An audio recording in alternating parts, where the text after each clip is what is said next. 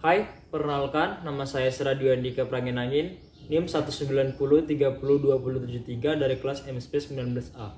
Di sini saya akan menjelaskan tentang sistem peredaran darah pada ikan. Baiklah, sebelum menjelaskan tentang sistem peredaran darah pada ikan, saya akan menjelaskan tentang fisiologi hewan air itu sendiri. Fisiologi hewan air merupakan ilmu yang mempelajari tentang fungsi normal tubuh dan berbagai gejala yang ada pada pola sistem hidup, serta pengaturan atas segala fungsi tersebut. Fisiologi sendiri ialah salah satu cabang biologi yang membahas tentang fungsi tubuh makhluk hidup, bagaimana prosesnya hingga hewan dapat mempertahankan ekosistem, juga dapat dikatakan sebagai ilmu yang mempelajari tentang proses dan aktivitas yang terjadi dalam tubuh hewan. Baiklah, sistem peredaran darah pada hewan merupakan suatu sistem organ yang memiliki fungsi untuk memindahkan zat dari luar dan masuk ke sel. Sistem ini berfungsi untuk mempertahankan kestabilan suhu, pH, cairan, dan homeostatis. Ada 3 macam sistem peredaran darah, yaitu yang pertama adalah sistem difusi, terjadi pada invertebrata rendah seperti Paramecium amoeba. Belum mempunyai sistem sirkulasi berupa jantung dengan salurannya yang merupakan jalan untuk peredaran makanan. Makanan umumnya berada ke seluruh tubuh karena adanya aliran protoplasma. Yang kedua adalah sistem peredaran darah terbuka. Jika dalam peredaran darahnya, darah tidak selalu berada di dalam pembuluh, misalnya arthropoda. Yang ketiga adalah sistem peredaran darah tertutup.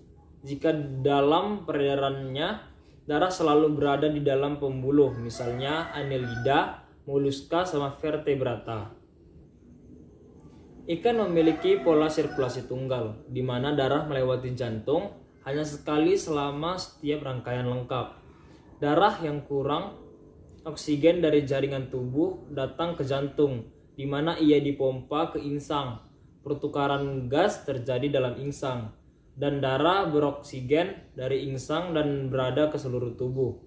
Di sisi lain, pada mamalia, darah terorganisir masuk ke jantung, di mana ia dipompa ke paru-paru untuk oksigenasi. Darah beroksigenasi dikembalikan ke jantung dari paru-paru yang akan diangkut ke seluruh tubuh. Sistem peredaran darah ikan cukup sederhana, terdiri dari pembuluh jantung, darah, dan pembuluh darah. Jantung ikan adalah struktur otot sederhana yang terletak di belakang atau di bawah insang. Jantung tertutup oleh membran perkardial atau perikardium. Jantung terdiri dari antrium, ventricle, struktur berdinding tipis yang dikenal sebagai sinus venosus, dan tabung yang disebut dengan bulbus arteriosus. Meskipun memiliki 4 bagian, jantung ikan dianggap 2 bilik, tidak seperti manusia. 4 bagian dari jantung ikan tidak membentuk organ tunggal. Biasanya mereka menemukan satu di belakang yang lain. Pembuluh darah pada ikan membawa darah ke seluruh tubuh, sementara arteri membawa darah beroksigen ke insang ke seluruh tubuh. Pembuluh darah teroksigenasi kembali ke berbagai bagian tubuh ke jantung. Anterior adalah arteri kecil berdinding tipis yang berakhir di kapiler, sementara venula adalah vena kecil yang berlanjut ke kapiler. Kapiler adalah pembuluh mikroskopis yang membentuk jaringan yang disebut capillary band, di mana darah, arteri, dan vena saling terkait.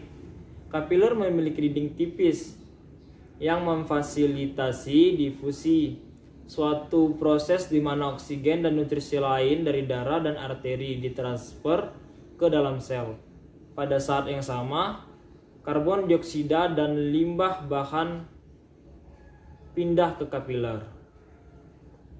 Sekian video dari saya mengenai sistem peredaran darah pada ikan. Semoga dapat bermanfaat dan menambah ilmu serta pemahaman kepada mahasiswi yang mempelajari tentang ilmu fisiologi hewan air. Terima kasih.